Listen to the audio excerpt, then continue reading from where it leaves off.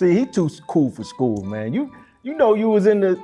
Nah, you remember that? Nah, man. You remember that? I'm Everybody sick. watching the video, you paused. That's me right there in the That's what back. I'm saying. I think it was the song he did with 3 6 Mafia, but I can't remember. It was a cold day back in 1823. What up, bitch? Your player partner 2 Chainz checking in. I'm Omar Epps. Shout out to the Hollywood Reporter. We're taking a look at our Hollywood first. First artist that made me fall in love with music, wow. First thing, well, to my heart is Stevie Wonder. I can't remember which album my mom would play, but like between him and Donny Hathaway, that was heavy rotation in the crib.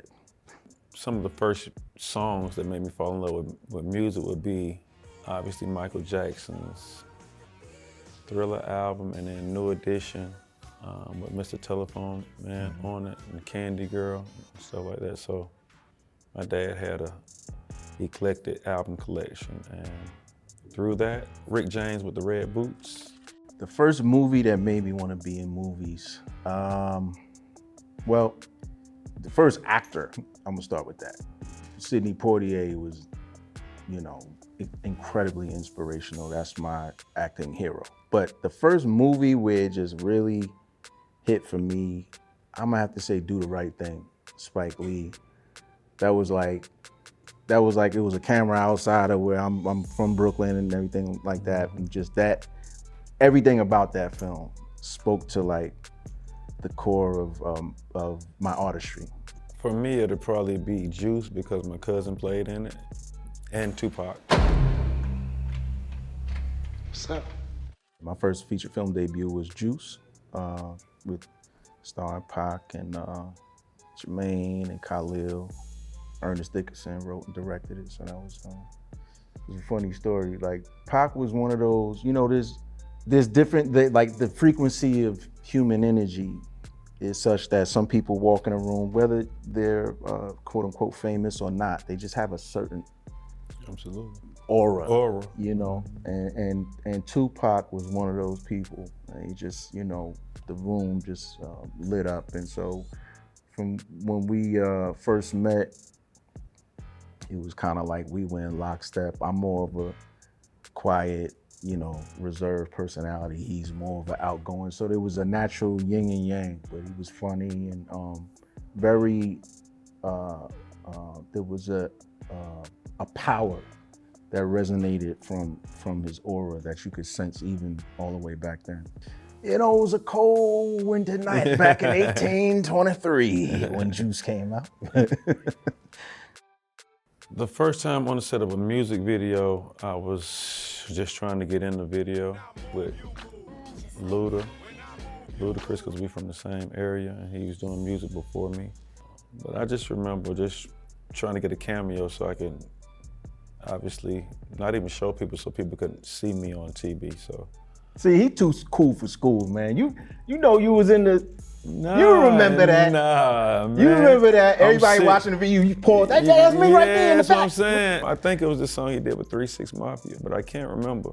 But I know it had something to do. I definitely know it had something to do with Ludacris, and it was just me, definitely trying to get in where I fit in. You know, especially early on, videos was such a big thing. You know what I'm saying? When they were on BET, on MTV, and all these different, you know, outlets. So I just remember coming to a video shoot and just being in the crowd and just trying to stand out best way I could. It was a cold day back in 1823.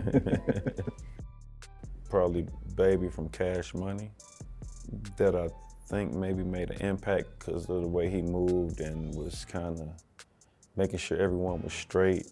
And I obviously met Wayne through him, who I have a great relationship with. So I just remember meeting Baby for the first time and just his aura and presence. And it's interesting because being from New York, the makeup of the city is such that you just see people walking down the street. So, you know, and then I went to performing arts, and DeAndre Whitfield and Carl Payne, they were like seniors when I was a freshman. So I'm going in school and I'm like, oh, that's dude from the Cosby Show. Okay, yeah. Like in the hallway, but just seeing them in person, it's like it made it real.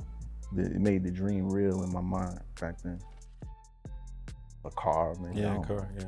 I definitely bought a Phantom and a Maybach or something, just crazy. I didn't buy a Phantom. It was just I bought crazy. a car. Yeah, I bought it. A Benz, some type of Benz. Yeah, I went Rolls Royce, and then I got a Phantom, and then I parked them next to each other. Then I got on each one of them. I just started doing push-ups in the middle. I have to find that the first time I heard myself on the radio. It was a cold night. Cold. Duffel Bag Boys. Man. That's what I was gonna ask. Yeah, probably Duffel Bag Boys with Wayne and Dollar Boy. Play a circle. Many years ago on a cold. It's like probably like 07, 08 or something like that. I do remember being excited and feeling like the time has come because I tried and I clawed and I fought to try to get in the position that I am now. So when it started to actually unfold, I remember being extremely excited. I think we have a synergy that's such that once we started chopping it up, as they say, it was like we already knew each other. It wasn't some people you get to know and it's like a feeling out process. I think we Connected. Yeah, we alike in a lot of things, just life things, principles.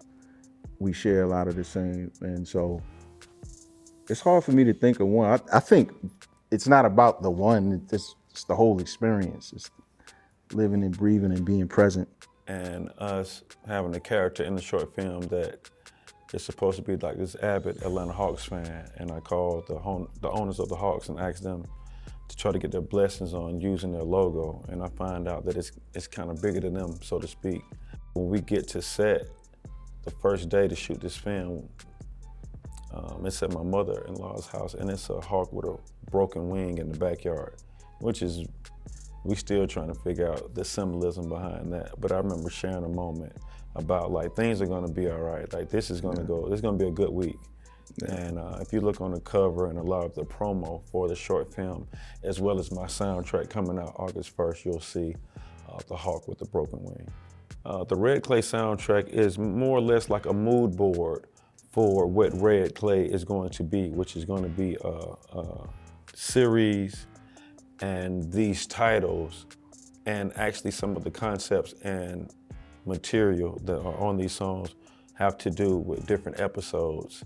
So we're kind of living in the future right now, so to speak, and things will catch up, but me just always putting literally my best foot forward. This soundtrack it gives you or sets the tone for what you will see with the upcoming episodes of Red Clay that we're currently working on. Legendary, legacy, solid, stand up.